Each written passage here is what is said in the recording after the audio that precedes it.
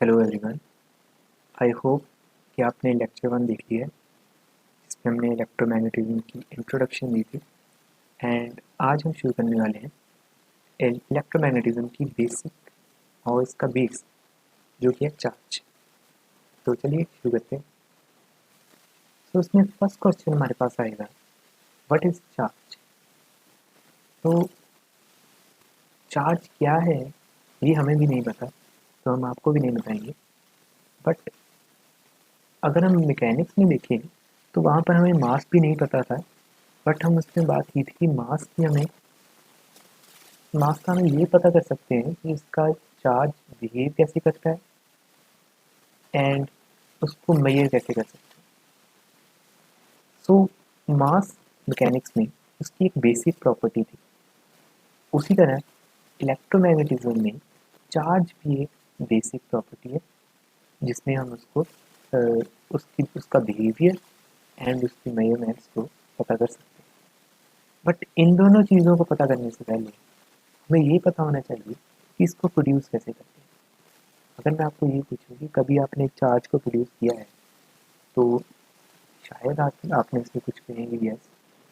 तो इसमें सबसे जो मोस्ट कॉमन एग्जांपल है वो मैंने लास्ट वीडियो में भी उसके बारे में बात की थी, वो थी कॉम ड्राइव। इसमें हम कंघी को रिपेयर करते हैं और चार्ज प्रोड्यूस हो जाता है। बट सबसे कॉमन एग्जांपल इसमें होगी जब भी हम किसी एक चीज़ को दूसरी चीज़ के ऊपर रब करते हैं उस टाइम चार्ज प्रोड्यूस होता है। चलिए नेक्स्ट स्लाइड पे। तो फर्स्ट क्वेश्चन आ गया हमारा, हाउ टू प्रोड्यूस चार्ज। तो जैसे कि मैंने अभी आपको बताया, एक चीज़ को दूसरी चीज़ पर रब करेंगे तो चार्ज प्रोड्यूस होगा।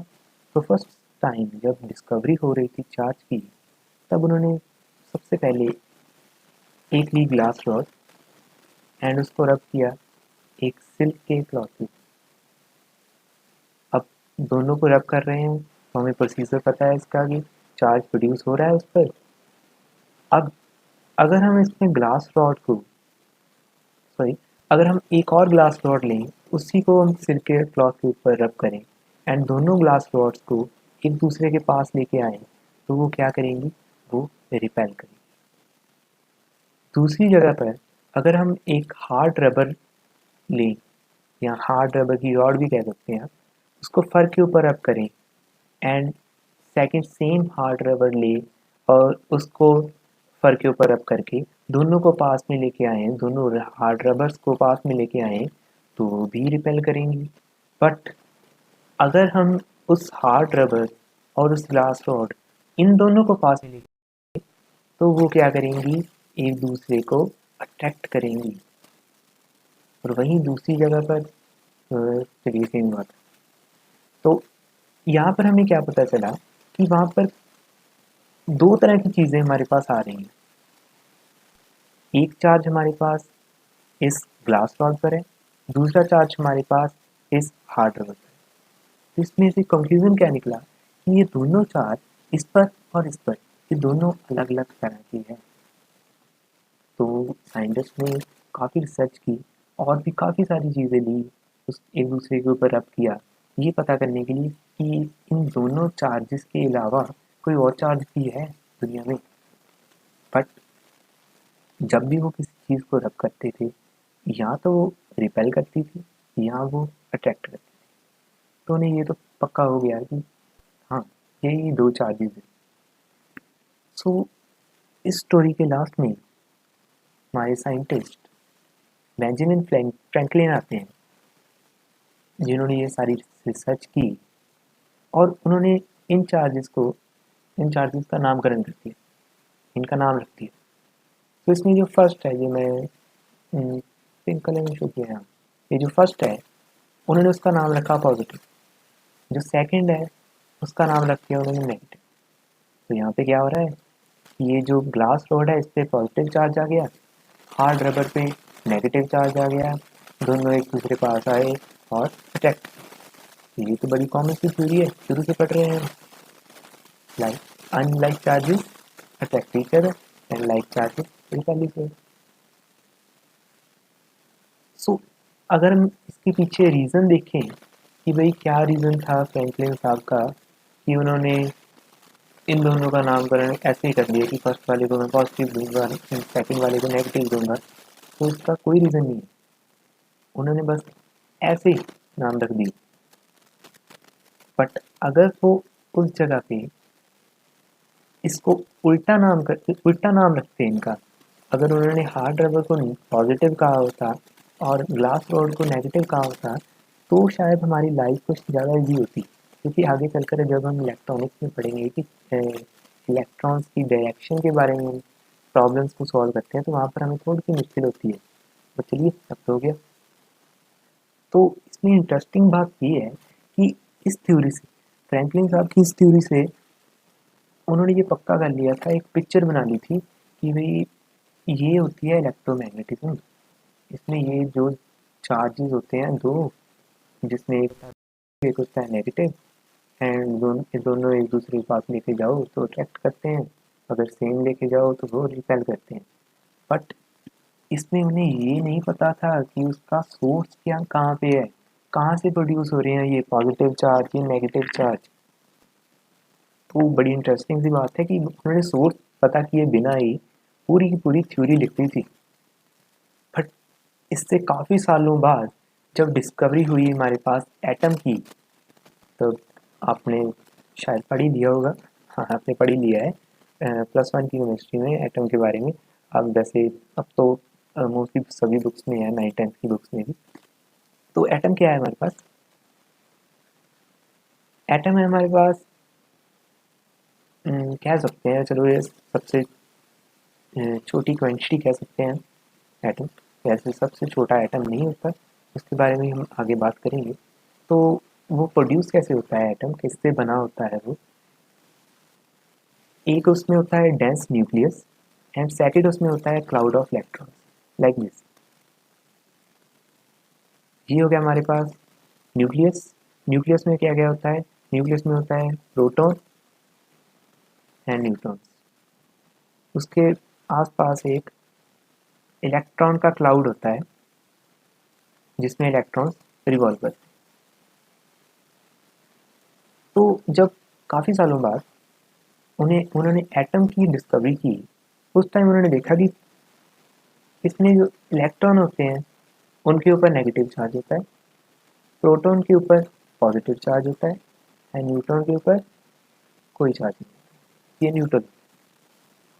तो जब उन्होंने इस डिस्कवरी को, हमारी वो पीछे वाली डिस्कवरी फ्रैंकलिन साहब वाली, उसके साथ कंपेयर किया, तो अब उन्हें पता चला कि इसमें जो इलेक्ट्रॉन होते हैं वो नेगेटिव होते हैं और प्रोटॉन होते हैं वो पॉजिटिव होते हैं।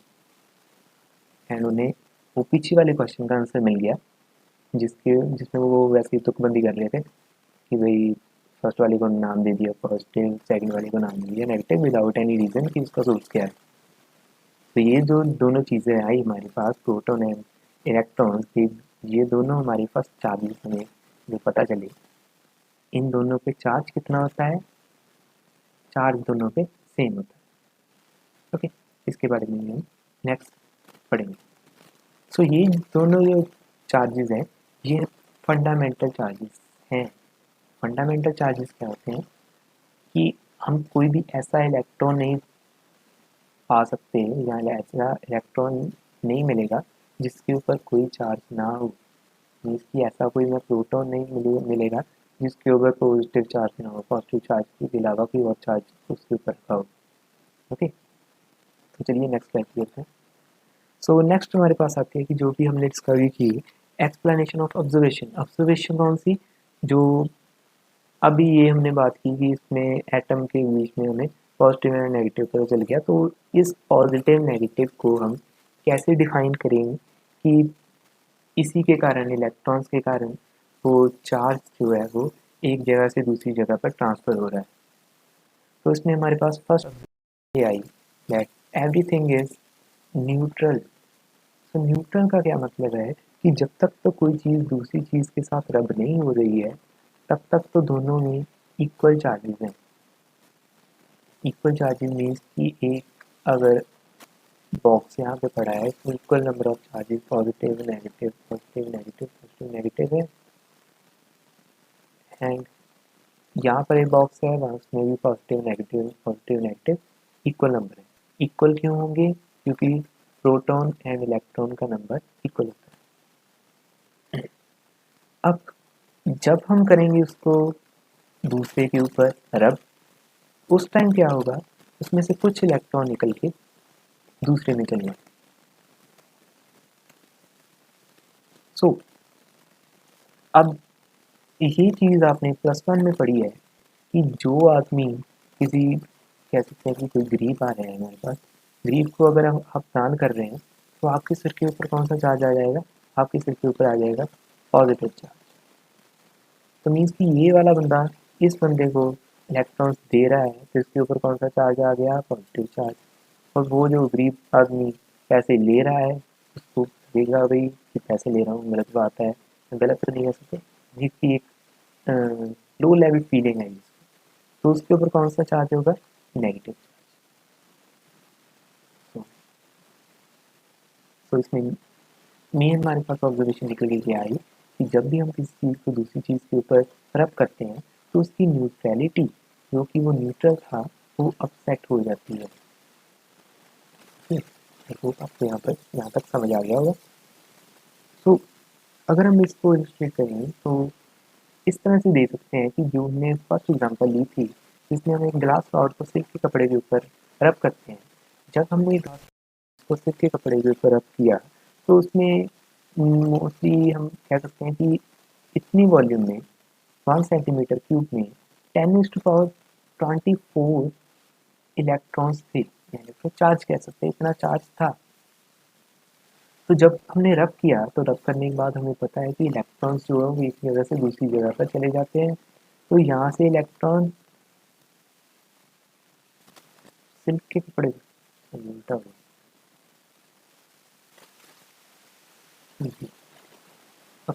सो यहाँ से इलेक्ट्रॉन यहाँ पे ट्रांसफर हो रहे हैं। सो कितने इलेक्ट्रॉन्स ट्रांसफर हुए? 10⁻24 से 10⁻10 इलेक्ट्रॉन्स ट्रांसफर हो गए। तो इसके ऊपर कौन सा चार्ज आएगा? इसके ऊपर आएगा पॉजिटिव चार्ज। क्यों? क्योंकि इसने इलेक्ट्रॉन्स दिए, तो इसकी जो न्यूट्रलिटी थी वो खराब हो गई। और इसके ऊपर कौन सा चार्ज आएगा? Negative charge.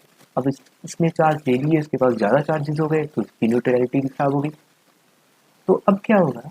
अब आप सोचेंगे कि भाई 10⁻24, 10⁻24 मीन्स वन के नीचे 1 एंड 24 बार 0। ओके, तो ये तो बहुत ज़्यादा बड़ी वैल्यू है। और दूसरी जगह पे 10⁻10 मीन्स की नीचे 10 जीरोस, ये भी बड़ी वैल्यू है। तो इतने सारे चार्ज दूसरे पे चले गए, तो ये कुछ भी नहीं है, इतनी बड़ी टर्म तो कुछ भी नहीं है। अगर हम इसमें देखें 10⁻14 चार्जेस हमारे पास थे, तो उसमें से सिर्फ एक चार्ज ही दूसरे पे गया है।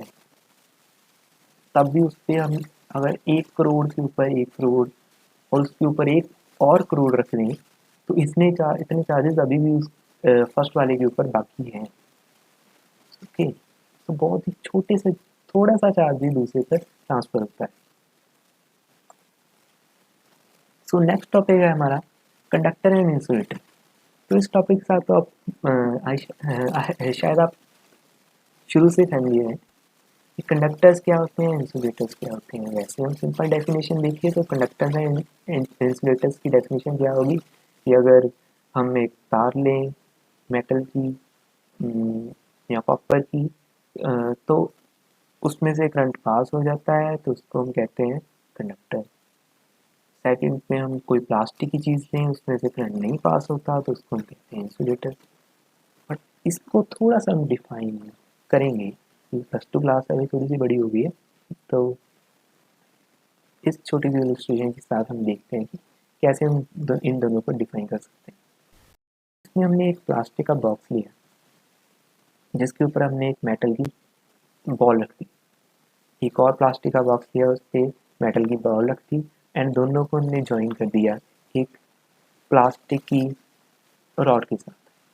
अब हम एक वो पीछे वाले में जो हमने रब किया था ग्लास रॉड को, उसको लेके आए हम, जो भी चार्ज है उसको लाकर हमने इसके साथ टच किया, तो इसका सारा जो चार्ज है वो इसमें ट्रांसफ़र हो जाएगा जी हो जाएगा। बट यहाँ से चार्ज जो है वो यहाँ तक पहुँच सकेगा? नहीं पहुँच सकेगा। क्यों नहीं पहुँच सकेगा भाई? क्योंकि प्लास्टिक जो है उसमें इलेक्ट्रॉन्स की, या कह लो एक्सेस चार्जेस की मोबिलिटी कम है। क्या कम है? Mobility. Mobility means mobile. Mobile एक जगह से दूसरी जगह पर जाना। उनकी मोबिलिटी कम है, बहुत ज़्यादा वीक है उनकी मोबिलिटी, इसलिए वो इस मेटल को चार्ज नहीं करेंगे। बट अगर मैं कहूँ कि जो प्लास्टिक है वो चार्ज नहीं हो रही, तो ये गलत है। प्लास्टिक चार्ज हो रही है, बट वो ट्रांसफ़र नहीं कर रही है। तो वैसे हम अगर दूसरी एग्जांपल लें जिसमें हमने वही सेम डायग्राम लिया, बट उसमें चेंज क्या कर दिया, यहाँ पर हमने प्लास्टिक की जगह पे मेटल की रॉड लगती। अब यहाँ पर एक हम चार्ज रॉड को उसके पास लेके आएंगे, तो सारा जो चार्ज है वो यहाँ पे ट्रांसफ़र होगा। वही चार्ज आगे जाएगा मेटल की रॉड पे, और मेटल की रॉड से इस मेटल की बॉल में, और चार्ज यहाँ से यहाँ तक ट्रांसफ़र हो गया। क्यों हुआ? क्योंकि मेटल की एक्सेस चार्ज की मोबिलिटी ज़्यादा होती है। सो ये हमारे पास सिंपल इंसुलेटर एंड कंडक्टर्स की डेफिनेशन, जो आई होप कि आपको अब तक वैसे ही पता चल गई होगी कि इंसुलेटर्स में क्या होता है, excess charges are immobile, and conductors में क्या होता है, excess charges can move and decide on the surface. So next है, इसका रीज़न क्या है? क्या रीज़न है कि इंसुलेटर के अंदर जो चार्जेस हैं वो इमोबाइल होते हैं, एंड कंडक्टर्स के अंदर जो चार्जेस हैं वो घूम फिर सकते हैं, एक जगह से दूसरी जगह पर ट्रांसफ़र हो सकते हैं? तो इसका रीज़न आप बताएंगे मुझे, तो वो नीचे कमेंट सेक्शन में आप बता सकते हैं, एंड यहाँ आप ग्रुप में बता सकते हैं। Okay, so I will wait for the reason. तो देखते हैं किस किस को यहाँ तक समझ आ गया है। अगर आपको समझ आ गया तो बड़ी बेसिक सी बात है ये यहाँ तक, तो इसका रीज़न आप दे सकते हो। तो नेक्स्ट पेज में आपको एक मैं हिंट भी दे दूंगा इसका। सो चलिए चलते हैं। नेक्स्ट है हमारे पास चार्जिंग एंड डिस्चार्जिंग। सो जैसे हमने पीछे में देखा कि कंडक्टर्स एंड इंसुलेटर्स, तो उसमें मैंने प्लास्टिक की बात की थी कि प्लास्टिक जो है वो भी चार्ज होगी, बट उसमें जो एक्सेस चार्जेस हैं वो क्या नहीं होंगे, वो मोबाइल नहीं होंगे, क्या उसकी मोबिलिटी कम होगी, क्या होगी? So conductors and insulators both can be charge, दोनों चार्ज हो सकते हैं, जी हो सकते हैं, ऑल्दो स्लाइटली डिफरेंटली, बट दोनों चार्ज होंगे, बट कुछ अलग होगा दोनों में। तो वही रीज़न आपने मुझे बताना है कि दोनों में क्या अलग होता है। ओके, तो चलिए आगे चलते हैं। तो चार्जिंग एंड डिस्चार्जिंग, चार्जिंग में आपने देख लिया कि चार्ज कैसे करते हैं। चार्जिंग क्या होता है? जब हम किसी चार्ज को, सॉरी किसी चीज़ को दूसरी चीज़ पर रब करते हैं तो उसको हम कहते हैं चार्जिंग, जब इलेक्ट्रॉन दूसरी चीज़ पर ट्रांसफ़र हो जाते हैं। अब इलेक्ट्रॉन आए, दूसरी चीज़ पे गए, ट्रांसफ़र हुए, तो इसके ऊपर ज़्यादा इलेक्ट्रॉन्स आ गए, एक्सेस इलेक्ट्रॉन्स, एक्सेस चार्जेस। अब इस एक्सेस चार्जेस को रिमूव करके दोबारा इसको न्यूट्रल करने को हम कहते हैं डिस्चार्ज। तो क्या है? Removing excess charge is called discharging. तो कैसे रिमूव करेंगे? अगर आप एक रॉड लेते हैं, उसको एक क्लॉथ के ऊपर रब करते हैं, तो यहाँ पे चार्जेस इकट्ठे हो गए जो कि है एक्सेस चार्ज। तो इसको सिंपल सा मेथड इसको रिमूव करने का है कि आप इस रॉड को पकड़िए और इस जगह पे अपनी फिंगर को टच कीजिए, तो उससे सारा चार्ज डिस्चार्ज हो जाएगा। तो डिस्चार्ज होके वो जाएगा कहाँ पे? तो हम देखें वैसे तो आपकी बॉडी काफ़ी अच्छी खासी कंडक्टर है, तो कंडक्टर का काम करती है, तो सारा चार्ज आपकी बॉडी में चला जाएगा। आपकी बॉडी में जाके वो आपके पैरों से अर्थ में चला जाएगा, और अर्थ भी काफ़ी अच्छी कंडक्टर है, बट काफ़ी बड़ी होने के कारण वो एक टाइप की निग्लिजिबल चार्ज की तरह काम करता है। तो इतनी बड़ी अर्थ को इतने से चार्ज से, पॉइंट चार्ज से कोई फ़र्क नहीं पड़ता। तो इसमें इन चीज़ों को हम कह सकते हैं हमारी बॉडी, अर्थ, सरफेस, इनको हम कहते हैं डिसेंट कंडक्टर्स। तो ये भी एक या 2 नंबर में क्वेश्चन आ जाता है, बट आर डिसेंट कंडक्टर्स। ठीक है, तो इसमें आती है फर्स्ट ह्यूमन बॉडी, जो मैंने आपको भी बताई, and earth. So moist air, तो अगर हम बात करें मौसम की, तो अगर हम देखें कि अगर किसी चीज़ के ऊपर हाथ रब कर रहे हैं, किसी कपड़े के ऊपर, तो अब आप क्या कहेंगे कि हमारा हाथ जो है वो चार्ज हो रहा है या नहीं हो रहा है? तो हमारा चार्ज भी हाथ भी चार्ज हो रहा है, बट सारा चार्ज जो है वो ग्राउंड हो रहा है, वो सारा ग्राउंड में जा रहा है। तो वैसे हर चीज़ में चार्ज प्रोड्यूस होता है। अगर आप सर्दियों में स्वेटर को उतार रहे हैं, पहन रहे हैं, उसमें भी चार्ज प्रोड्यूस हो रहा है। अगर आप किसी कॉपी के पेज को पलट रहे हैं, उसमें भी चार्ज प्रोड्यूस हो रहा है। बट ये चार्ज टिकता कितनी देर तक है? टाइम की बात नहीं करेंगे हम, इसमें हम मौसम की बात करते हैं कि जब गर्मियों में हमेशा जो शॉक्स लगते हैं वो थोड़े कम होते हैं सर्दियों से। गर्मियों में कम क्यों होते हैं? क्योंकि गर्मियों में मॉइस्चर बहुत ज़्यादा होता है। तो मॉइस्चर जो है वो एक तरह का डिस्चार्जिंग एजेंट का काम करता है, वो हमारे बॉडी से चार्ज को लेके जाता रहता है। बट सर्दियों में एयर जो होती है वो काफ़ी ज़्यादा ड्राई होती है, जिसके कारण चार्ज ट्रांसफ़र नहीं हो पाता, एंड हम पूरा दिन चार्ज को अपनी बॉडी में स्टोर करके रखते हैं। जैसे जो भी मैंने एग्जांपल बताई स्वेटर वगैरह की। और जब भी हम किसी मेटल की चीज़, मेटल की नॉब या डोर डोर का नॉब हो गया, उसको हम टच करते हैं तो एकदम से वो डिस्चार्ज होता है काफ़ी सारा चार्ज, तो हमें शॉक लगता है। ओके, यहाँ तक आपको क्लियर हो गया होगा। तो नेक्स्ट वीडियो में हम पढ़ेंगे इस चैप्टर का मेन टॉपिक, जिसके ऊपर काफ़ी सारे न्यूमेरिकल्स भी आते हैं, वो है हमारा कूलम्ब्स लॉ, एंड साथ ही उसके हम डिस्कस करेंगे जो मैंने आपको लास्ट क्वेश्चन दिया है। तो आई होप आप इसका आंसर देंगे। तो देखते हैं कौन कौन देता है। ओके, तो मिलते हैं नेक्स्ट वीडियो में। Bye bye.